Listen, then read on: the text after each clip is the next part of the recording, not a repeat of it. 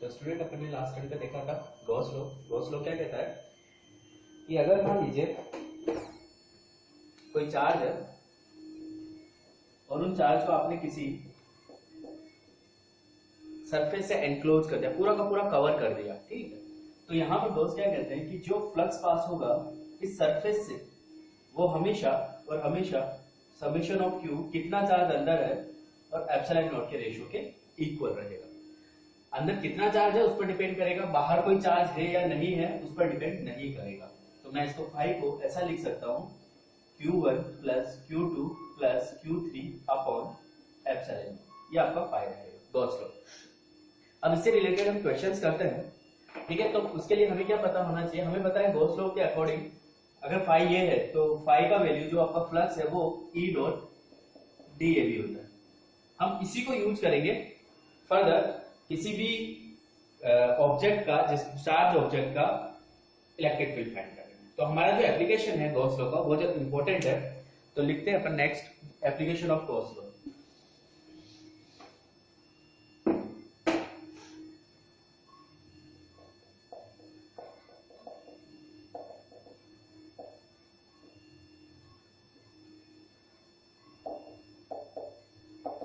Application of Gauss law में जो हम स्टडी करेंगे हम यहाँ पर वो स्टडी होगा फर्स्ट इलेक्ट्रिक फील्ड फाइंड करने में कि इलेक्ट्रिक फील्ड कितना है,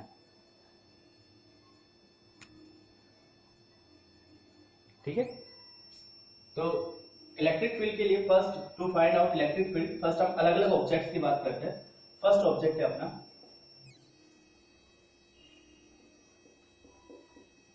electric field due to a charge infinite length of wire। एक वायर है जो कि इनफाइनाइट लेंथ का है, ठीक है। हमें उसका इलेक्ट्रिक फील्ड फाइंड करना है कि इलेक्ट्रिक फील्ड कितना रहेगा किसी r डिस्टेंस पर। ये r डिस्टेंस पर हमने इलेक्ट्रिक फील्ड फाइंड करना है। तो उसके लिए क्या करेंगे, फर्स्ट हमें पता है कि अगर आपको इलेक्ट्रिक फील्ड फाइंड करना है तो आपको क्या पता होना चाहिए कि मैं इस सरफेस को किस तरीके से कवर कर सकूं। गॉस जो होता है, गॉस का फर्स्ट यही है कि आप इससे सरफेस को कवर करना है, आपको किस तरीके से आप इसे कवर कर सकते हो। एक वायर को कवर करने के लिए मुझे एक सिलेंडर चाहिए, सिलेंडर पूरा का पूरा इसे कवर कर सकता है। अब ये तो इनफाइनाइट लेंथ का है, तो क्या मेरा सिलेंडर भी इनफाइनाइट लेंथ का होगा? हम इनफाइनाइट लेंथ की तो कभी बात करेंगे नहीं, कभी भी हम कैलकुलेट नहीं कर सकते। हमारा जो मैथ्स होता है, जो कैलकुलेशन होती है वो इनफाइनाइट लेंथ तक कभी नहीं जाएगा। तो मैं क्या करता हूँ, एक एल लेंथ का फाइंड कर देता हूँ। तो एल लेंथ का मैंने वायर ले लिया, तो मैं इसे क्या करता हूँ, एल लेंथ के वायर को एक सिलेंडर के साथ कवर कर देता हूँ। और ये सिलेंडर का जो रेडियस है वो कितना होना चाहिए, जितना डिस्टेंस पर आपको वो पॉइंट फाइंड करना है। मतलब अगर मान लीजिए आपको पी पॉइंट तक फाइंड करना है इलेक्ट्रिक फील्ड, तो आपको इतना ही डिस्टेंस का रेडियस लेना है, इतना ही रेडियस लेना है। मान लेते हैं आर डिस्टेंस पर ये पॉइंट है, इसको हमने कवर किया। अब यहां पर एरिया की बात करते हैं। एरिया, क्योंकि मुझे जो चाहिए फाई जो होता है वो मुझे पता है summation of Q upon epsilon not equals to E dot D A होता है, ठीक है। तो यहाँ एरिया आपका वेरिएबल है। तो एरिया देखा जाए तो इसमें कौन कौन सा एरिया है, एक एरिया है आपका कर्व सरफेस एरिया और बाकी है ये क्रॉस सेक्शनल एरिया। तो मुझे पता है कि अगर फाई निकालना है मुझे, तो फाई का जो वैल्यू होगा वो वैल्यू क्या हो जाएगा, इंटीग्रेशन ऑफ, फर्स्ट मैं इस एरिया को एक छोटा सा एलिमेंट्री एरिया ले लिया, DA1 नाम दे देता हूं, ये DA2 हो गया और ये DA3 हो गया। इलेक्ट्रिक फील्ड देखना है कि यहाँ इस चार्ज की वजह से इलेक्ट्रिक फील्ड क्या रहेगा, तो इस चार्ज की वजह से जो इलेक्ट्रिक फील्ड होगा वो हमेशा आउटवर्ड रहेगा, बाहर की तरफ होगा, ठीक है। तो यहां पर देखने पर हमें पता चल रहा है कि ये जो इलेक्ट्रिक फील्ड है E और एरिया वेक्टर है DA1, दोनों के बीच का एंगल कितना है, 0 डिग्री। इलेक्ट्रिक फील्ड भी इसी डायरेक्शन में है और एरिया भी आपका इसी डायरेक्शन में है, तो दोनों के बीच एंगल E हो गया। इसकी बात करें, एरिया का डायरेक्शन ये, इलेक्ट्रिक फील्ड का डायरेक्शन ये, 90 डिग्री हो गया। इसकी बात करें, एरिया का डायरेक्शन ये, इलेक्ट्रिक फील्ड का डायरेक्शन ये, 90 डिग्री हो गया। तो यहां पर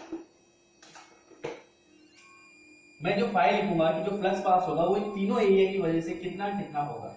तो E DA1 cos 0 degree first की वजह से, सेकंड की वजह से E dA2 cos 90, थर्ड की वजह से E dA3 cos 90। ये हो गया आपका 0, ये हो गया आपका 0 और ये हो गया 1। तो फाई को मैं क्या लिख सकता हूँ, overall summation Q upon epsilon naught E integration of dA।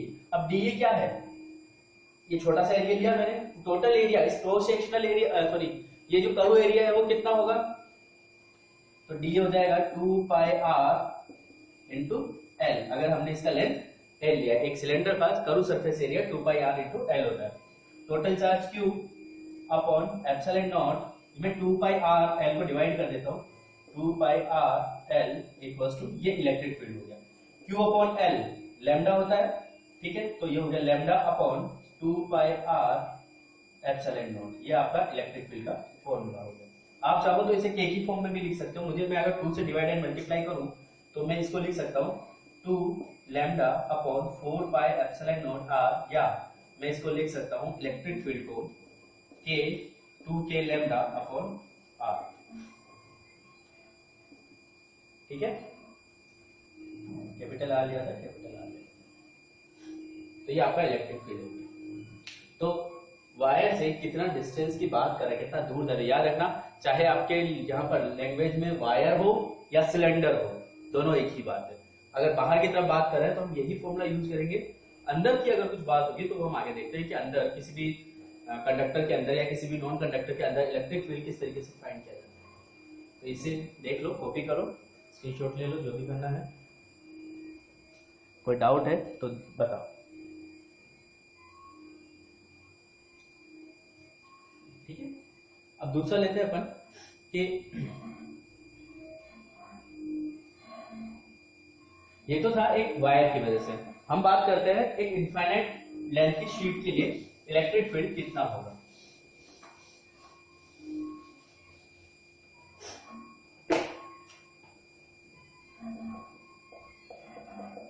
Electric field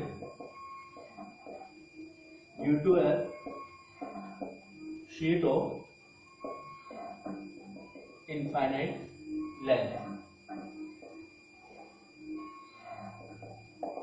infinite length की शीट की वजह से, मतलब जैसे ये मैंने एक शीट कंसीडर किया, ठीक है, इसका जो रेडियस है या इसका जो लेंथ है वो इनफाइनाइट है, ऊपर तक जा रहा है, नीचे तक जा रहा है, नहीं पता है, लेकिन ये चार्ज है।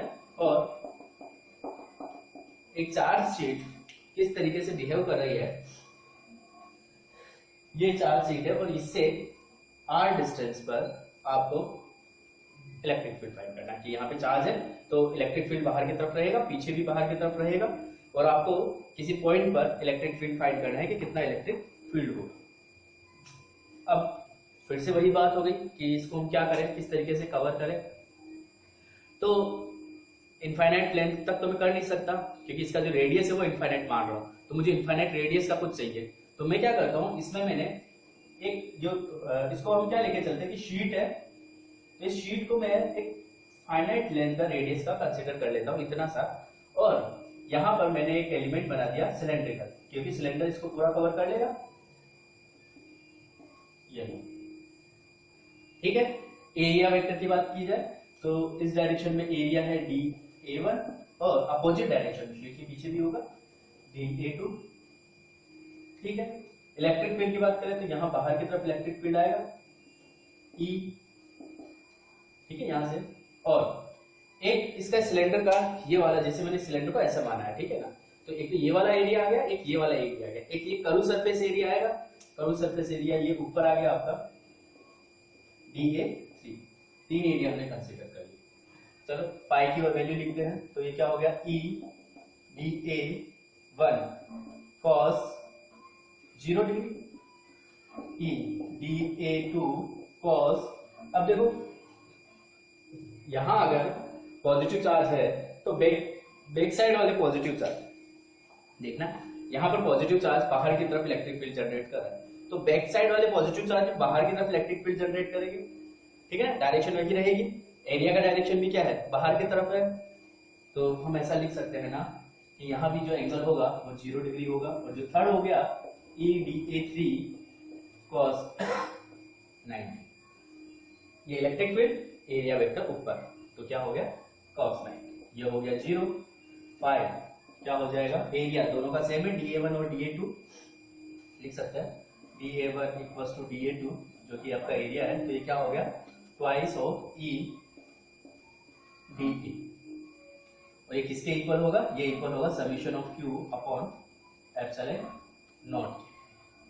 अब इनसे कोई भी एरिया आ रहा हो तो मैंने इसे लिख दिया E 2EA equal to Q upon epsilon naught, E equal to Q upon 2A epsilon naught, Q upon A ये होता है आपका सिग्मा, तो इलेक्ट्रिक फील्ड क्या हो जाएगा, सिग्मा अपॉन 2 एप्सिलॉन नॉट। ये आपको पता है कि अगर इनफाइनाइट लेंथ की शीट होती है तो उस पर यूनिफॉर्म इलेक्ट्रिक फील्ड आता है जिसका value sigma upon 2 epsilon naught होता है। ठीक है, कोई डाउट है, कॉपी करो।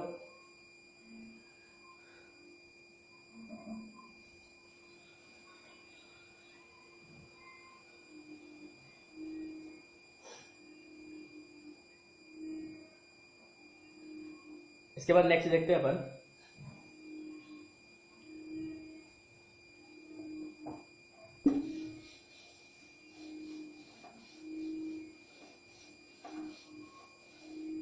नेक्स्ट देखो। अब हम बात करते हैं एक स्फेरिकल शेल की, कि हमने एक नॉन कंडक्टिंग स्फीयर लिया है और उस स्फीयर पे हमने क्यू चार्ज डाल दिया, तो उस क्यू चार्ज की वजह से कितना इलेक्ट्रिक फील्ड होगा। तो थर्ड वन आया अपना, electric field due to non conducting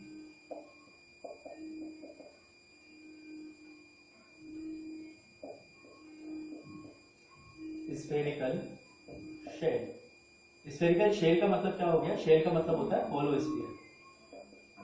ठीक है, तो आपको लैंग्वेज पे ध्यान देना है कि नॉन कंडक्टिंग बोल रहा हूं इसका मतलब क्या है, और शेल बोल रहा हूं इसका मतलब क्या है। शेल मतलब अंदर से खाली है, नॉन कंडक्टिंग का मतलब हो गया कि ये चार्ज को कंडक्ट नहीं कर सकता, इसके ऊपर चार्ज इंड्यूस हो सकता है बट चार्ज को कंडक्ट नहीं कर सकता। ठीक है, चलिए तो यहां पर हम देखें,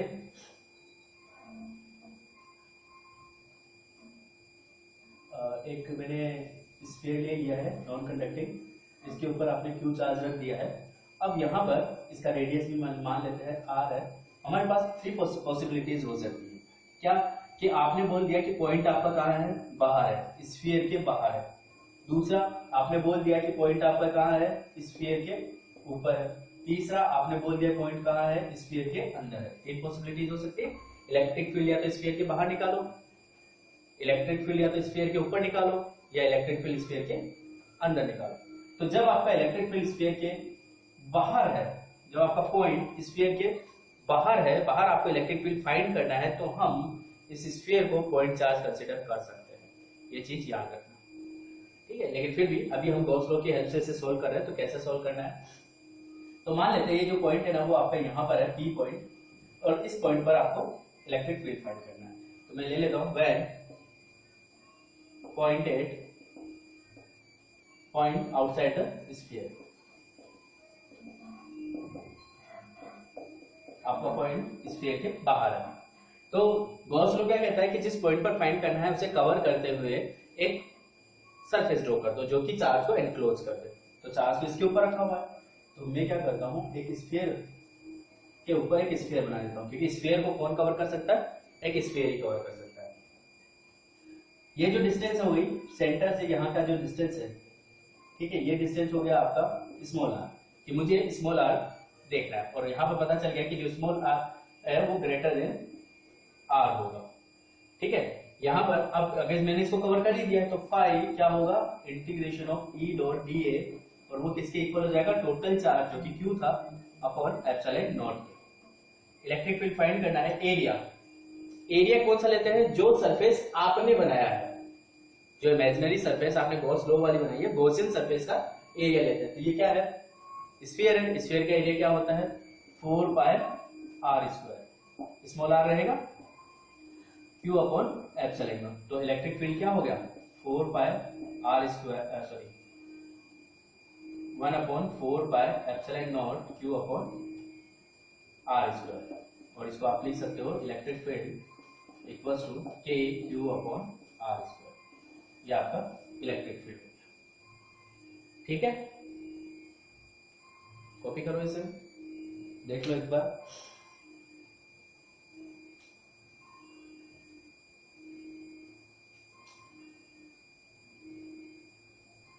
ये तो था जब आपका चार्ज बाहर था।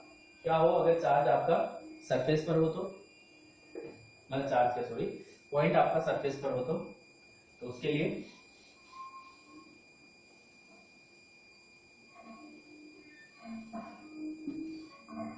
Point at surface, point surface पर है तो जो हमारा ये पॉइंट होगा पी पॉइंट यहां आ गया, तो हमारा जो वो बनेगा गॉसियन सरफेस बनेगी वो इसी के ऊपर बनेगा। जो आर है वो कैपिटल आर के इक्वल हो जाएगा, तो मैं ऐसा लिख सकता हूं phi equals to integration of E dot D A equals to Q upon epsilon naught, या ई एरिया, इसका एरिया हो गया 4 pi capital R square equals to Q upon epsilon naught, so E will be 1 upon 4 pi epsilon not R square Q, E equals to K Q upon R square. वही है, बस small are की जगह हमने क्या लिख दिया, capital R. ठीक है, थर्ड करते हैं, जब आपका सर पॉइंट क्या हो, अंदर हो,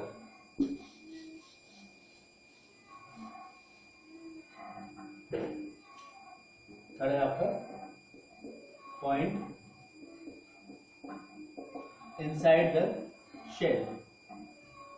इसका मतलब क्या हो गया कि ये जो आर था अब यहां पर कहीं पर आपको फाइंड करना है। ओके, कोई बात नहीं है, यहाँ फाइंड कर लेंगे। हमारा जो स्मॉल आर का वैल्यू है वो लेस देन कैपिटल आर हो गया। यहाँ पर हम जो ड्रॉ करेंगे इस पॉइंट को कवर करते हुए स्फेरिकल शेल हमने ड्रॉ कर दिया। ओके, अब phi equals to E dot D A summation Q upon epsilon naught होता था। अब क्यू क्या है, क्यू क्या होता था कि जो गॉसियन सरफेस आपने बनाया है उस गॉसियन सरफेस के अंदर कितना चार्ज रखा हुआ है। ये गॉसियन सरफेस हमने बनाया है, इस गॉसियन सरफेस के अंदर तो कोई चार्ज ही नहीं है क्योंकि चार्ज तो बाहर है। इससे पहले वाले जो हमने देखे थे दोनों, उसके अंदर दोनों सरफेस के अंदर आ रहे थे, लेकिन ये जो है ये इस सरफेस के अंदर चार्ज आ ही नहीं रहा है, इस सरफेस के अंदर कोई चार्ज ही नहीं है, तो यहाँ पे क्यू का वैल्यू क्या हो जाएगा, जीरो हो जाएगा। मतलब ई डॉट डी ए जीरो हो गया, तो ई का वैल्यू क्या हो गया, जीरो। मतलब किसी भी स्फेरिकल शेल के अंदर अगर बाहर चार्ज उसकी सरफेस पे रखा हुआ है तो जो टोटल इलेक्ट्रिक फील्ड होगा वो क्या रहेगा, जीरो रहेगा। Total electric field will be zero. ठीक है, अब इनसे हमें क्या पता चला वो देखते हैं कि when R is greater than R, तो आपका जो इलेक्ट्रिक फील्ड था वो था K Q upon R square, मतलब electric field proportional to 1 upon R square. Okay, when R equals to R था तो आपका इलेक्ट्रिक फील्ड था K Q upon R square, मतलब E कांस्टेंट आ गया, सिर्फ उसकी रेडियस पे डिपेंड कर रहा है। व्हेन R इक्वल्स टू, अभी कैसे ले रहे थे, when R equals to sorry R is less than R था तो उस केस में आपका जो इलेक्ट्रिक फील्ड आया वो आया जीरो। ठीक है, ये भी एक कांस्टेंट ही कह सकते हो कि जीरो है, तो चलो छोड़ो, ये तो जरूरत नहीं है अपन को, ये जीरो आ रहा है यहाँ पर। अगर मैं ग्राफ बनाऊं, ये मैंने ग्राफ बनाने के लिए किया है जो कि हमारे लिए इंपॉर्टेंट है, वो कैसा रहेगा, ग्राफ किस किस के बीच में ले रहे हैं, हमने आर का वैल्यू अंदर से स्टार्ट किया, आर कैपिटल आर तक आया, फिर बाहर तक हम आ रहे हैं, तो यहाँ पर इलेक्ट्रिक फील्ड कितना है आर पर डिपेंड किससे कर रहा है, उसके हिसाब से हम कर्व प्लॉट करेंगे। तो जब तक आर का वैल्यू कम था, लेस देन रेडियस था, तब तक इलेक्ट्रिक फील्ड जीरो। ठीक है, तो इलेक्ट्रिक फील्ड जीरो कर दिया हमने, यहाँ पर ये पॉइंट आ गया जहां पर आर का वैल्यू कैपिटल आर है। इसके बाद क्या, इसके बाद जैसे ये पॉइंट आता है इलेक्ट्रिक फील्ड के क्यू अपॉन आर स्क्वायर हो जाता है, जैसे ये पॉइंट आता है इलेक्ट्रिक फील्ड यहाँ पर मैक्सिमम हो गया। आफ्टर डेट जैसे ही आप आगे बढ़ोगे, आर का वैल्यू बढ़ाने लग जाओगे, ये 1 अपॉन आर स्क्वायर के प्रोपोर्शनल हो जाएगा, तो जो कर्व होगा वो पैराबोलिक कर्व इस तरीके का आएगा। याद रखना, इनफाइनाइट पर टच नहीं होगा, ये यहाँ जाकर टच नहीं होगा, सिर्फ टच होता हुआ पता चलेगा कि आगे शायद कहीं पे टच होगा, लेकिन आपको टच नहीं करना है। ये R is electric field is inversely proportional to R square हो गया। ठीक है, ये आपका इंपॉर्टेंट कर्व है, ये भी आपको कॉपी करना है।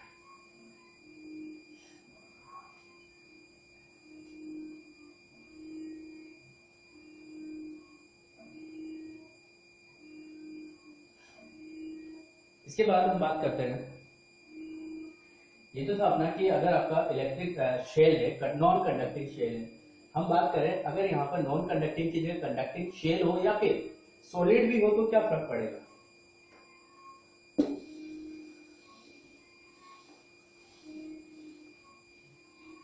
कंडक्टिंग स्फीयर आ जाए, सॉलिड या होलो दोनों चलेगा।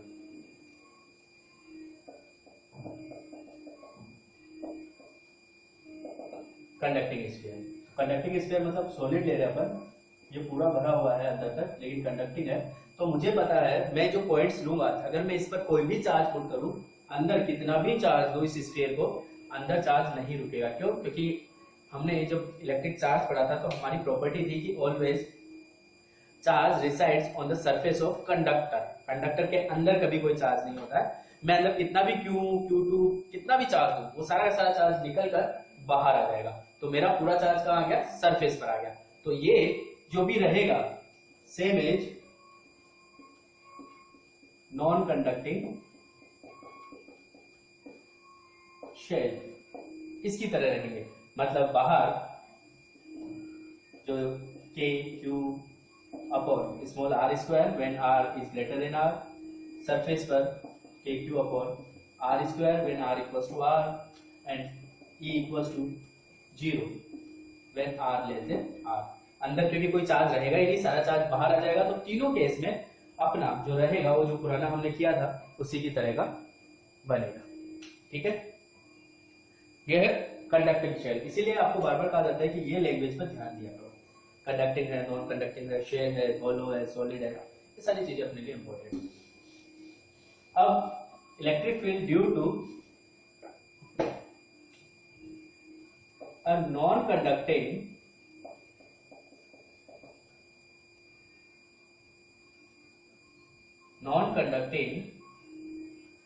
solid sphere,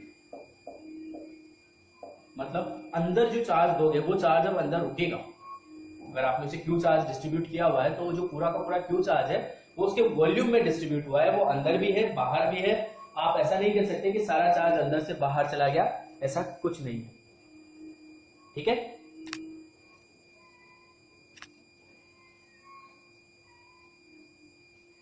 तो यहां पर करते फर्स्ट, तो जो आपका होगा r is greater than r, उस केस की बात कर रहे हैं, मतलब आउटसाइड। तो हमारा आउटसाइड यहां पर मान लेते हैं, उस पॉइंट पर मैं इसे कवर करूंगा तो सेम वैसा ही आ जाएगा, क्योंकि अभी हमें इससे मतलब नहीं है चार्ज अंदर है बाहर है, मेरे इस स्फीयर के तो अंदर आ रहा है वो चार्ज। तो मैं यहां लिख सकता हूं electric field equals to Q upon small r square when, second case लेते हैं r इक्वल्स टू r। इस केस में भी यहां पर जब मैंने बनाया तो उसके अंदर ही रहेगा सारा का सारा चार्ज, और सारे चार्ज को मैं Q लिख रहा हूं, तो यहां पर हो जाएगा electric field Q upon small r square, तो ये कैपिटल R स्क्वायर सरफेस पर, ये हो गया आउटसाइड, ये हो गया सरफेस पर। लेकिन अब अगर मैं इनसाइड की बात करूं कि अंदर कितना चार्ज रहेगा, तो उस केस में अपना क्या रहेगा, मुझे अंदर का चार्ज फाइंड करना पड़ेगा। क्यों? क्योंकि पूरा चार्ज तो सेम है नहीं, ऐसा तो है नहीं कि अंदर क्यों चार्ज रखा है, वो तो फैला हुआ है। तो थर्ड केस आपका थोड़ा डिफरेंट रहेगा।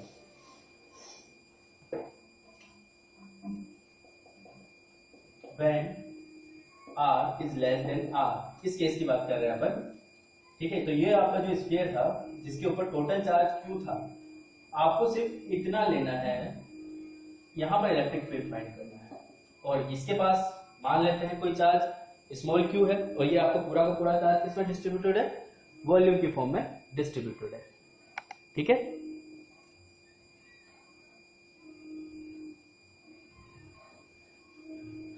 तो हमें पहले ये Q चार्ज निकालना पड़ेगा, क्योंकि अगर मैं उसकी बात करूं इलेक्ट्रिक फील्ड की, तो इलेक्ट्रिक फील्ड यहां पर जो आएगा phi integration of E dot D A, ये आपका हो जाएगा समेशन क्यू अपॉन एप्सिलॉन। और ये जो समेशन ऑफ क्यू होगा, ये समेशन ऑफ क्यू क्या रहेगा, क्यू अपॉन एप्सिलॉन। एरिया ठीक है हम निकाल लेंगे, एरिया है हो गया आपका into 4 pi small R square equals to Q upon epsilon naught, या E equals to 1 upon 4 pi R square epsilon naught Q. लेकिन मेरे पास ये क्यू नहीं है अभी भी, तो ये क्यू मुझे फाइंड करना पड़ेगा। तो क्यू के लिए मैं क्या करता हूँ, साइड में देखता हूँ क्यू कैसे निकाला जाए। मुझे पता है पूरा का पूरा चार्ज इसके वॉल्यूम के अंदर डिस्ट्रीब्यूटेड, मतलब चार्ज पर यूनिट वॉल्यूम निकालू, रो जो होगा वो क्या होता है, Q upon total volume. Total volume क्या है, क्यू अपॉन टोटल वॉल्यूम है 4/3 पाई आर क्यू। ठीक है, सेम रो क्या होगा, Q small Q upon volume we dash, जो कि आपका क्या है आर वाला वॉल्यूम है। ये रेशियो तो सेम ही रहेगा ना, चार्ज पर यूनिट वॉल्यूम, ये हम देख रहे हैं।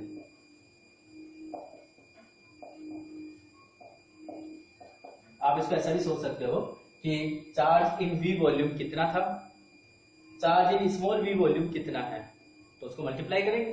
तो यहां पर ये हो गया आपका, दोनों को इक्वेट कर देता हूं मैं, तो ये हो जाएगा Q upon 4/3 pi small R cube, ये वाला तो capital R cube, sorry capital R cube, और ये क्यू अपॉन इसका ये वॉल्यूम कितना है 4/3 पाई स्मॉल आर क्यूब, ये कैंसिल हो गया। तो जो क्यू हुआ आपका वो क्या हो गया, Q R cube upon capital R cube, ये आपका नया क्यू आ गया कि उस वाले सरफेस के अंदर जो चार्ज रखा हुआ है वो कितना रखा हुआ है। वैल्यू पुट कर देते हैं, ई इक्वल्स टू क्यू की जगह पर, ये पहले सारी टर्म्स तो रख दो, क्यू की जगह पर हमने रख दिया Q R cube upon R cube, ये आर स्क्वायर से ये कैंसिल हो गया, एक आर बचेगा। तो E equals to 1/4 pi epsilon naught को हम के लिख देते हैं, K Q R upon R cube, ये आपका इलेक्ट्रिक फील्ड आ गया। इंपॉर्टेंट क्या था, इंपॉर्टेंट था यहाँ पर स्मॉल क्यू को फाइंड करना, कि स्मॉल क्यू आपका क्या रहेगा।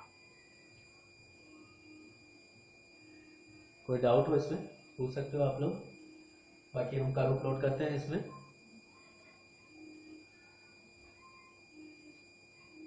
ठीक है, कर्व प्लॉट किया जाए तो बाकी दो तो सेम थे, ये थर्ड ही अलग आया अपना। तो कर्व देखो कैसा कर्व रहेगा, इलेक्ट्रिक फील्ड लिख लेते हैं। ये तो है इनसाइड वाला, K Q R upon R square, surface वाला क्या होगा K Q upon R square, और बाहर वाला क्या होगा K Q upon small R square. ये कौन सा केस है, when R is less than R, ये है when R equals to R, और ये है when R is greater than R. ठीक है, कर्व प्लॉट करते हैं। इलेक्ट्रिक फील्ड और ये आर हो गया आपका। जब अंदर था तो यहां देखो, यहां पर इलेक्ट्रिक फील्ड प्रोपोर्शनल है आर के, इलेक्ट्रिक फील्ड प्रोपोर्शनल है आर, ये तो कांस्टेंट हो गया। यहां पर इलेक्ट्रिक फील्ड कांस्टेंट है, और यहां पर इलेक्ट्रिक फील्ड इनवर्सली प्रोपोर्शनल है आर स्क्वायर के। तो मैं अगर यहां पर निकालूं तो प्रोपोर्शनल के लिए एक, जब ई प्रोपोर्शनल आर होता है मतलब कांस्टेंट लाइन आएगी, उसके बाद ये आपका मैक्सिमम हो जाएगा आर इक्वल टू आर, उसके बाद ये प्रोपोर्शनल के लिए, इनवर्सली प्रोपोर्शनल के लिए ये वाला होगा। तो मैं लिख सकता हूं E proportional to R, E inversely proportional to 1/r square. Important curve है, उसमें ये वाला पोर्शन नहीं था, उसमें सिर्फ यहां से कर्व था।